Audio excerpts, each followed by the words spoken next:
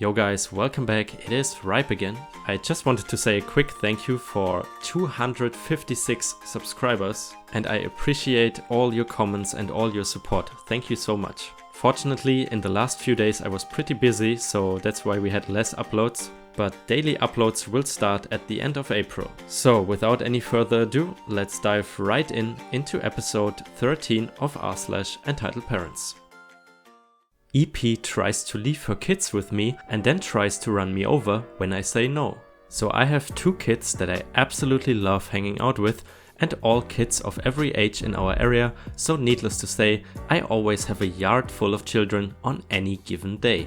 I never mind that though, as I would rather have them outside playing instead of inside on their video games. Since this is an every single day thing, I always make sure that I have water bottles and snacks for any kids that show up, since I don't want my kids to eat or drink in front of other kids without having stuff to share with their friends. So this is where it starts. Yesterday I was outside painting a nightstand in my driveway while a group of 10 kids were playing in my yard. So this is where it starts. Yesterday I was outside painting a nightstand in my driveway while a group of 10 kids were playing in my yard. I hear a car speeding around the corner and I turn around to see a car slam on their brakes directly in front of my house. I assumed this was a hostile person upset about something, so I tell all the kids to go to the backyard while I figure out what this person's problem is. As I get to the end of the driveway, I see this lady telling her child, probably 5 or 6 years old, to get out and go play. I stand there confused as I have never seen this child before.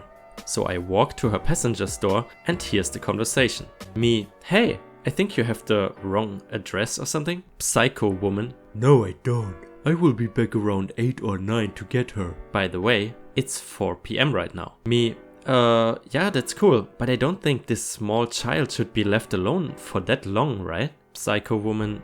Alone? You will be watching her. Me, I won't be watching anyone, so again, wrong house. You have all the neighborhood kids here. You can add another one. She hasn't eaten yet, so she needs lunch and dinner.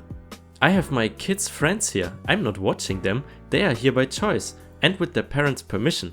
I also don't feed any child until I have spoken directly to the parents and make sure I know of any allergies and its snacks.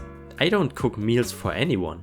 The psycho woman tries to drive off, so I yell at her, "If you leave her, you can pick her up from the police station." That comment didn't sit well with her. She parked her car and got out to get in my face. Are you threatening me? I can say you kidnapped her and have you thrown in jail. Me pointing to the security cameras on my home. Please do, I would love that. At this point, she lifts her hand in an attempt to hit me. However, that did not happen as she looked down and seen that I was open carrying. When she sees my weapon, she quickly yells for her child and gets in her car. She throws it in reverse and flies into my driveway, probably in an attempt to scare me, which it didn't, coming within inches of hitting me, and in the process runs over the nightstand I was painting and breaking it while damaging her own car. You will be getting a bill from my lawyer for damaging my car. Again, I point out my security cameras, and when she leaves, I call the police and the parents of all the children that were at my house. I turn over the footage to the police and send copies to the parents to cover myself in case this parent tried to accuse me of things that weren't true. And the police have since reached out saying that they had located the woman because she had in fact tried to file a police report saying that I held her at gunpoint and tried to kidnap her daughter. Apparently, she thought my cameras were just for show. She unfortunately waited a bit too long to file the fake report since I had already made a report and turned over the footage to the police by the time she had called. She got in trouble for making a false police report, and again when her insurance company reached out to me for my insurance info since she claimed my car hit hers. She lives in my area, so I'm sure this won't be the last time I see this parent or her child. I do feel bad for the kid though. She was looking so horrified the entire time this was going on, and if the parent had simply asked if her daughter could play at my house, I would have said yes and got the parent's phone number and everything would have been fine. Some parents really should not have kids. Who would even want to leave their child with a complete stranger? Okay, so first of all, there's a couple of things here that are super strange from a more European perspective. If we assume the creator of the story is a woman, why the hell does a woman who takes care of kids all day openly carry a gun? Aside from that, as the creator of the story mentioned, it's kind of weird to leave your own kid in the care of a stranger the whole day. I think I'm really fortunate that I've never come across those people in my real life. Anyway guys and girls, on to the next one. EM tries to steal a mountain. This happened many years ago during winter. My fiancé and me want to go to the mountain with the cable car when we park our car at the parking lot and a woman, an entitled mother, comes to us yelling that we are not allowed to park there because she bought the parking lot. Since we were aware that the parking lot was owned by the city, we didn't care and told her that she can call the police if she wants, and then we walked to the valley station with our sledges. We see and hear her trying to pull the same with other people. At the valley station, we buy our tickets and went to wait for the cable car. This usually takes about 15 minutes, one goes up, one goes down the mountain. The EM rushes through the station with her kids. The older lady from the station tells the EM that she needs to buy the tickets first. The EM gets angry and yells at the ticket lady something like this. I just bought the whole mountain and this station. I also bought the cable railway. You're my employees and now get rid of all those people here on my private property. The ticket seller lady had a I'm too old for this crap look on her face and just went back to selling tickets. The EM was still screaming at everyone waiting for the cable car to get rid. So the cable car arrives and the EM pushes her children into it and proceeds to block the entry. Now usually one cable car fits about 20 to 30 people with ski and sledges. The EM stops everyone else from entering the car and yells to the ticket lady to start the cable car. The ticket lady still has her I'm too old for this crap look on her face and tells her that she still needs to buy tickets and make space for other people, especially those who bought tickets already. The EM doesn't move a single inch and continues to yell. Now, I know that you cannot start the cable car with an open door and thus I don't expect anything to happen. And nothing happened.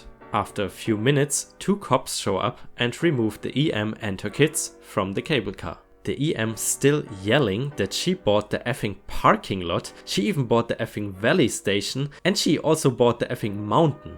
I guess she wanted her kids to experience empty tracks for a while, which didn't really work out as expected. I cannot really decide here if this is really an entitled parent in this story, but instead simply a crazy person. But who knows, maybe next time we get a story where the EM tries to buy the White House or already bought the Times Square. Kid wanted my hat and mom got pissed at me. So first some backstory. I am a soldier in the US National Guard and I have only been in for a short while, around 3 years or so. And when in uniform, I've had a lot of people come up to me to thank me for my service. Sometimes they also bought me coffee or shook my hand. I always kind of blush a bit and thank them. For me, it is just a monthly job that I use to pay for college and I feel like I'm serving my community. This was the only time I've had a bad experience. During a lunch break, I was visiting the local convention center due to visiting a farm show. It was a weekday and I had wanted to visit it for a year or so I decided there was worse days to spend my time. I paid my ticket and started to walk around the place. I got a few looks for being in uniform, but nothing bad or anything. Half an hour in, I was looking at some pre-made log cabins in a more vacant section of the show when a kid around 8 to 10 come up behind me. A woman, which I found out was his mom, was a few feet behind him. EK, wow, are you a soldier? Yeah, I am. How many people have you killed? I was kinda taken aback by this, and there is a kind of unwritten rule that you don't ask people that. Guys I know that went overseas don't like talking about that sort of thing. This is pretty personal most of the time. So I answered, no one. It's not really polite to ask that. The mom came closer, looking at me with a pissed off look. Excuse me? He didn't ask anything bad, did you? Kid's name. The EK shook his head and looked up at my face. I was about to try to explain why not to ask that when the kid pointed at my PC, the petrol cap. Where did you get that hat? It looks so cool. Mommy, can I have one? The mom looked down and smiled at the EK. Sure, dear. I'm sure this young man will gladly sell us one. I'm sorry, miss, I won't. You see, it's against the regulation to... The woman was digging in her bag as I talked and pushed an assortment of bills in my face. Here, this is 25. Now please give my kid this new hat. Ma'am, it's not a matter of money. It is part of my uniform. I cannot just... The mom was having none of that. She got closer to me, placing her kid by her side as she got in my face. The kid was now starting to cry and ask mommy why he couldn't have the hat. Look, you baby killing mofo. I know you limp dick dumbass have never had a kid. I will do anything for my baby, and if he doesn't get that hat, then there will be a problem. I was honestly shocked by this play. I haven't had anyone talk to me in my life like that. Even the drill sergeant back at the training didn't do personal attacks like that. Also, I'm a 5'11" well-built dude, so I was unsure what she meant by problem. Me, what? She then pulled on the brim of my hat and pulled it off my head. She started to power walk away from me as I stood there dumbfounded. After a few moments to process what happened, I ran up and grabbed the woman's wrist with the cap. As soon as I did, she dropped the cap to the floor and looked at me. She then yelled at the top of her lungs, "Get away from my little boy, you creep!" I let go of her wrist as security ran up to us. One of the officers came over to the mom. "Ma'am, what is the issue?" "This man was harassing my boy. It has scared him for life. Get him away from us." The officer looked at me and asked me if it was true. I, of course, said no and explained that she stole my hat. The officers looked at me funny until they noticed the hat by the woman's feet. They told us that they had cameras and that they would check them and get to the bottom of this. Long story short, I was forced to wait in a waiting room for 20 minutes with security guards keeping me there. The good news was that the woman also had to wait with me, glaring daggers at me all the while. The kids seemed to complain about not seeing one of the tractors or something. The officer from before came back out and told us that the prefab cabin we were in blocked the camera's sight and that there was no witnesses for or against the crime. They decided to ban us from the convention center for a year and escorted us off the property. As I was turning to walk back my car, the woman came up to me one last time. "Why did you have to make things hard? Whatever, I can buy that thing for like $5 on Walmart. Get hit by a truck, a-hole." And with that, she turned around and flipped me the bird, dragging her semi-crying kid behind her. I haven't told anyone about this incident as I made it back before my break ended. I am just lucky the cops didn't get involved or anything.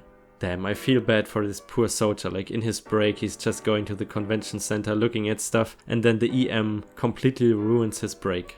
Anyways guys and girls, this was the last story for today. Don't forget to smash that like button and also subscribe to my channel if you like what you're seeing or well hearing, and yeah, see you in the next video.